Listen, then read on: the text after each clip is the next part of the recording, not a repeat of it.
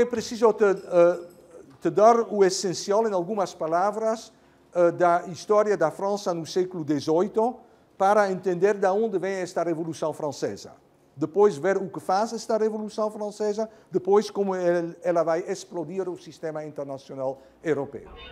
E então, quando eu falei da radicalização do pensamento, pode ver um charge desta época.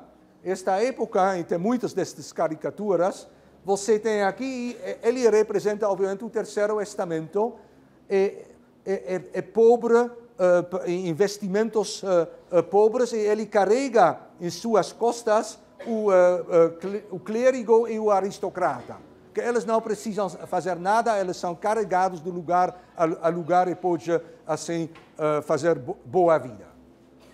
Exatamente, então, para entender a origem da Revolução Francesa, precisamos fazer a conjunção de várias crises. Eu mencionei uma crise financeira. Mas, no mesmo tempo, então, temos também, no final dos anos 80, agora nós chegamos à segunda metade da década dos 80 do século XVIII na França, você tem uma série de crises econômicas por safras fracassadas, então começa a se espalhar fome, e neste momento que Maria Antoinette, a rainha, mas ela é uma austríaca, pois tem esta aproximação entre os Bourbons e os Habsburgos, então o rei Luís XVI casara com uma princesa austríaca, Maria Antoinette, e quando então o povo vai protestar, nós não temos pão para comer, então ela diz, bom, mas que eles comem brioche. O que se diz em português? Brioche mesmo, sim? Ela não pode imaginar que fome existe, pois ela está fora do horizonte desta aristocracia. Eu lembro que nós temos, no mesmo tempo, também o fermento iluminista. Todas estas ideias que brotam, críticas, salões de intelectuais, correspondências, livrinhos, panfletas, jornais, a censura tenta de controlar. Então, a crítica do absolutismo como sistema cada vez menos funcional também está crescendo. Sim?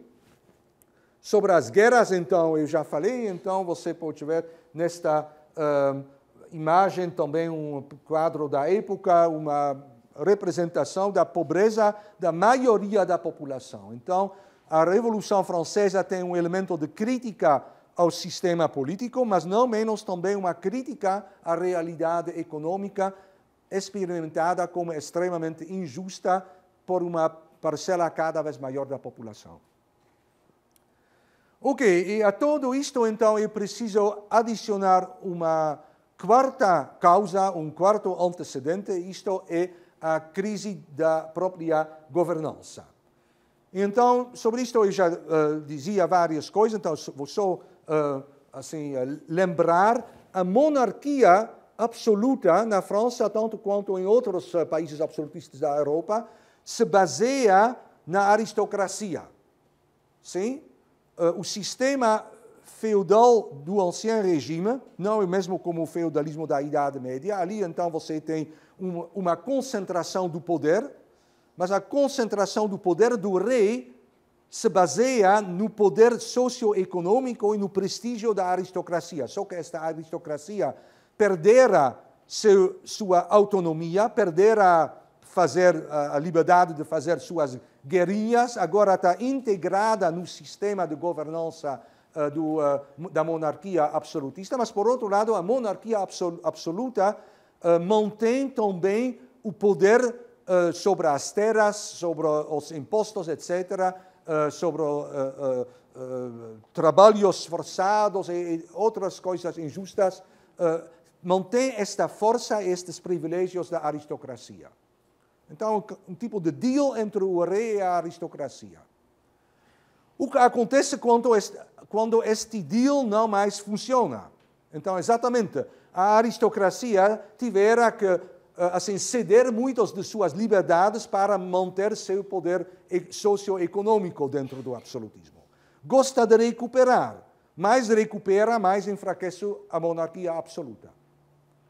Então, o que vai quebrar o absolutismo na França é uma aliança, eu diria quase contra a natureza, que se forja entre uma parte da aristocracia e a burguesia em emergência.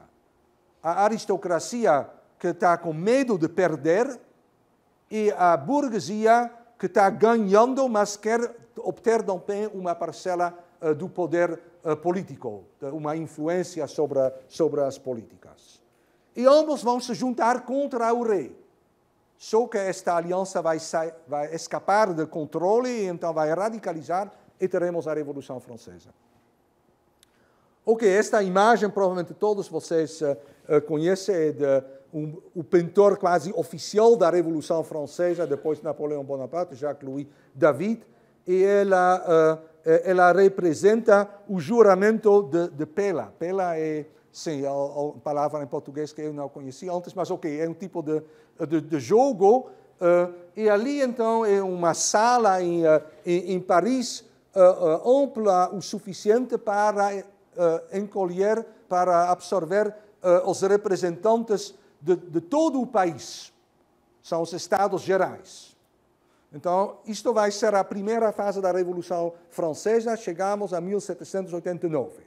E esta primeira fase vai até 92 e vai nos dar a transformação brutal da França de uma monarquia absolutista para uma monarquia constitucional.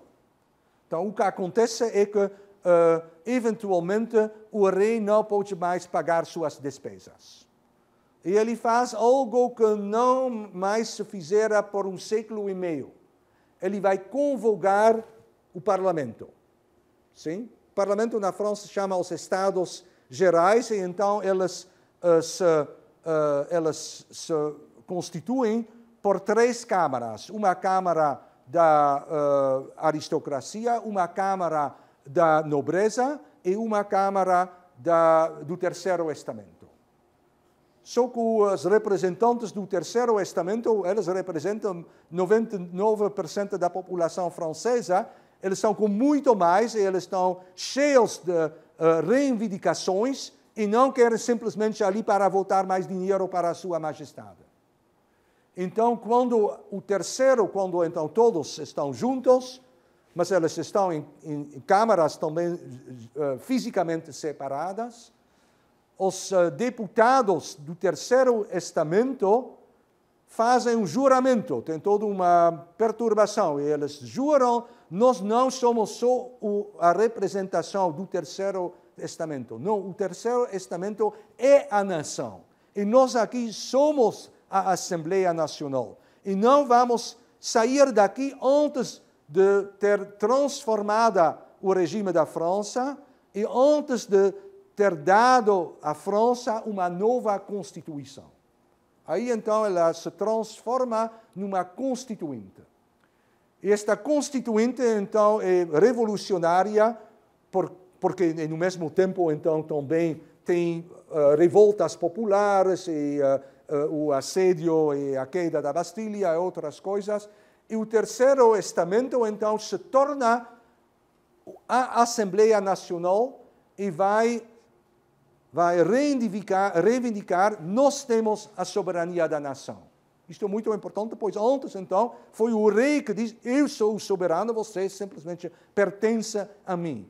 Agora, o representante daqueles que pertencem ao rei dizem: não, nós não pertencemos a você, sua majestade, nós pertencemos a nós mesmos.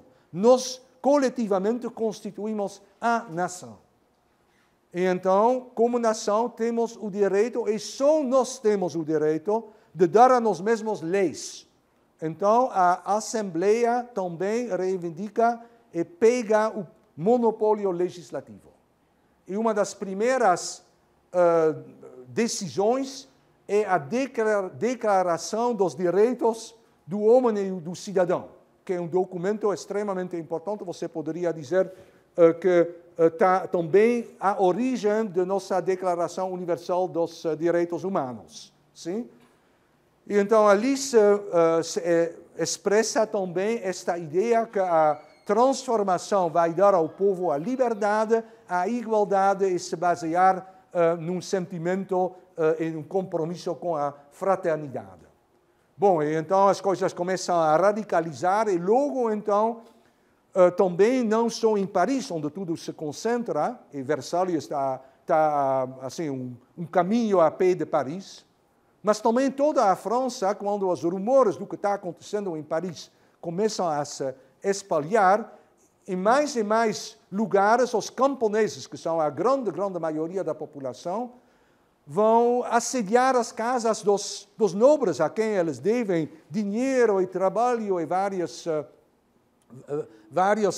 obrigações feudais. Eles vão queimar os papéis medievais que supostamente comprovam estas obrigações e muitos dos nobres vão fugir fora da França, vão para a Inglaterra, pegam a carroça para a Áustria, para a Prússia, e onde eles são, eles dizem, estes franceses, o povo se enlouquece, está louco, está quebrando a velha ordem como ela deve ser.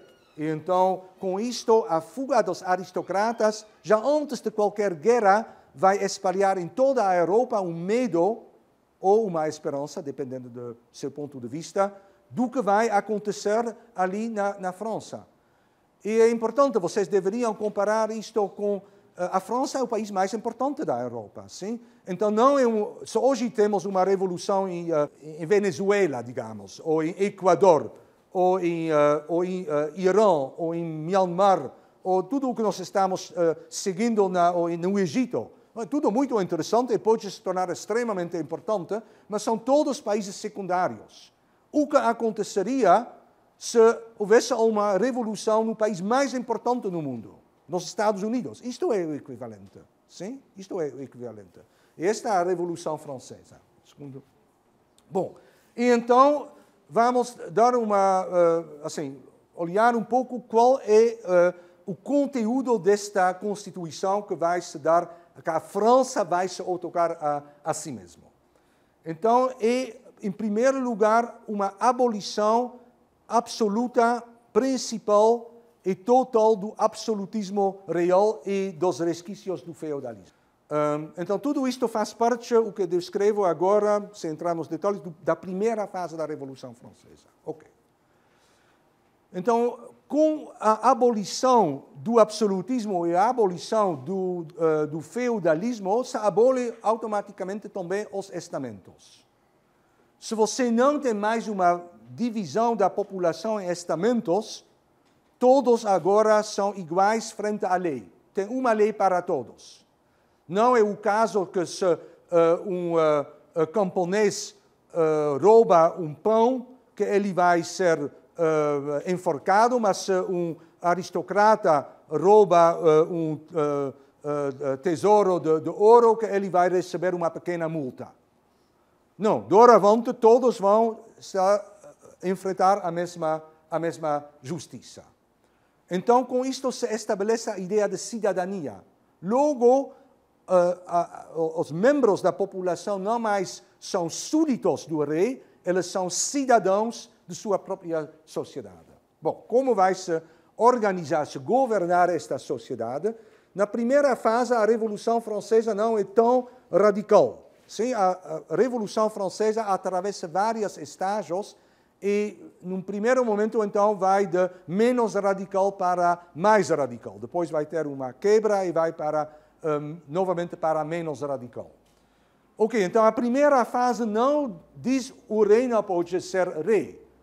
A primeira fase é um tipo de cópia da Revolução Gloriosa inglesa de 1688, quer dizer, o rei pode ser rei, por enquanto ele aceita a Constituição, por enquanto ele aceita a Declaração dos Direitos do Cidadão e do Homem, e enquanto ele também promete ser um rei que aceita, que vai governar em função desta Constituição. Em outras palavras, que o poder verdadeiro vai estar com a Assembleia Nacional. Sim? A Assembleia Nacional é o equivalente do Parlamento em Westminster, na Inglaterra. E como se faz, então, a representação desta Assembleia Nacional?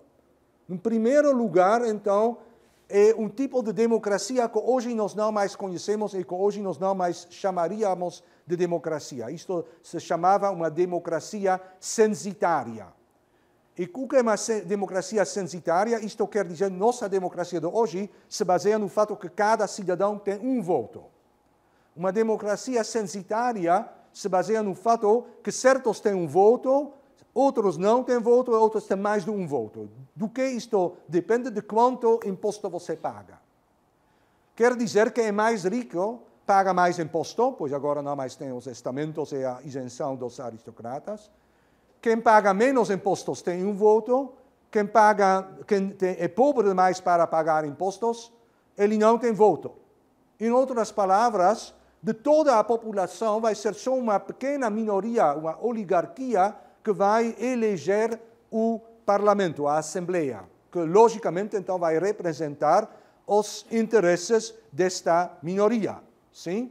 Então é um sistema que, de fato, vai defender os interesses da alta burguesia. E um pouco dos aristocratas, pois também entre os aristocratas tem conservadores, a maioria, mas tem também alguns progressistas.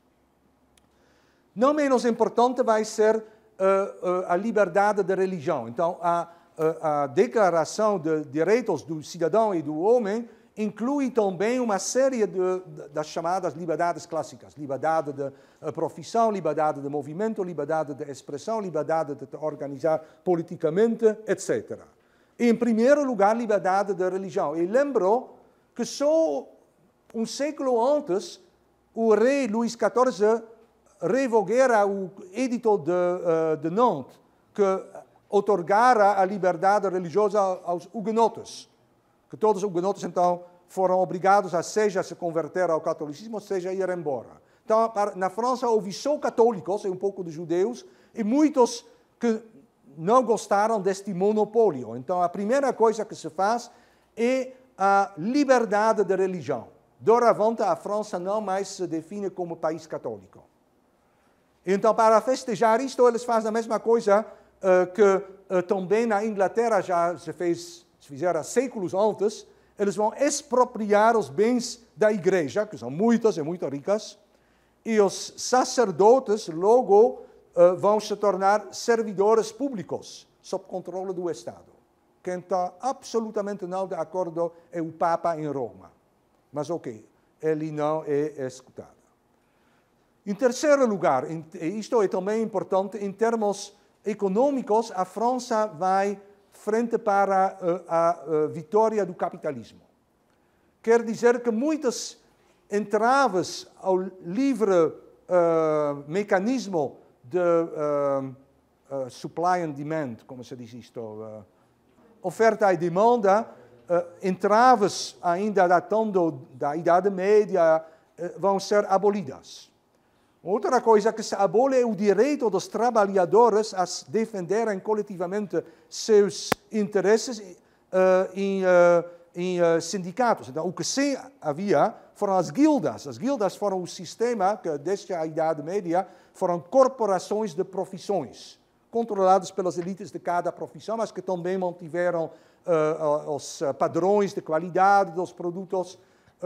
Os preços, foram monopolistas do preço dos produtos, então tudo isto vai contra a liberdade econômica, então as guildas são abolidas. Mas do mesmo jeito também são abolidas os direitos dos, agora, artesãos e trabalhadores para se organizarem. Isto é mais importante nas cidades, a maioria da população ainda está no campo rural, obviamente. E também em termos do sistema administrativo, a França vai, isto é realmente uma aplicação destes moldes de pensamento racionalistas do iluminismo, a França vai para uma racionalização do sistema da administração. A França existia na época em províncias, e as províncias remeteram a divisões medievais, e, por exemplo, se você tem um pacote de açúcar que vem de Haiti, onde os escravos produziram açúcar, e então navios franceses chegam a Bordeaux. Agora o açúcar deve ir de Bordeaux para Paris. precisa atravessar várias vezes fronteiras internas, onde tem alfândegas internas domésticas, onde cada vez o mercador precisa pagar, e quando o açúcar chega a Paris, então seu preço é 4 vezes maior do que quando chegara antes em Bordeaux.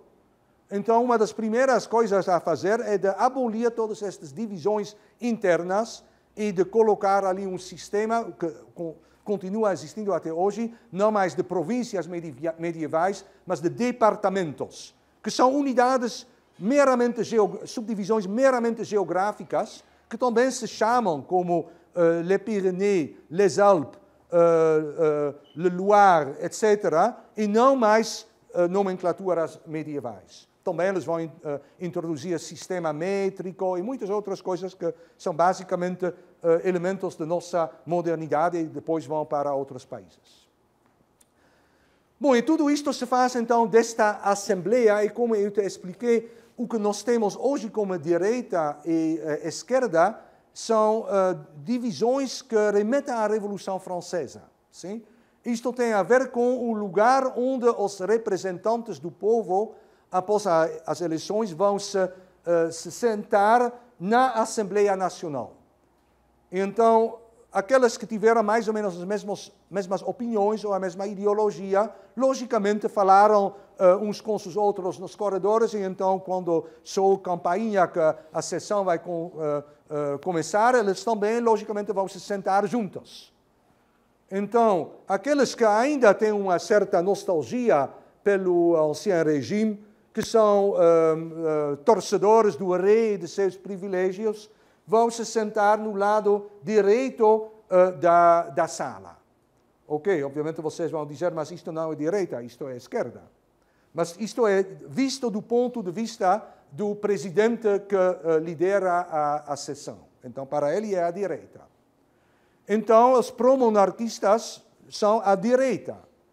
Por outro lado, aqueles que estão a favor de grandes mudanças na França, mais radicais, vão se sentar ali, na esquerda extrema. Eles também muitas vezes pertencem a clubes de discussões de alunos, de intelectuais, de advogados, até de sacerdotes e de nobres progressistas. E um dos clubes mais importantes se convoca regularmente, tem sessões num convento em Paris, que é o convento dos jacobinos. Ali este grupo se chama os jacobinos, vão ser os mais radicais da Revolução. E eles são representantes, muitas vezes, nem da alta burguesia, mas da pequena burguesia e dos artesãos. E tem também aqueles que representam os grandes mercadores e portuários e importadores de Bordeaux e de outras zonas, a alta burguesia. Então, elas vêm da zona do Rio Gironde, ali que este grupo se chama os girondinos. Então, eles são aqueles que querem mudanças, mas não mudanças radicais demais. É a esquerda moderada. São os girondinos, eles se sentam então ali.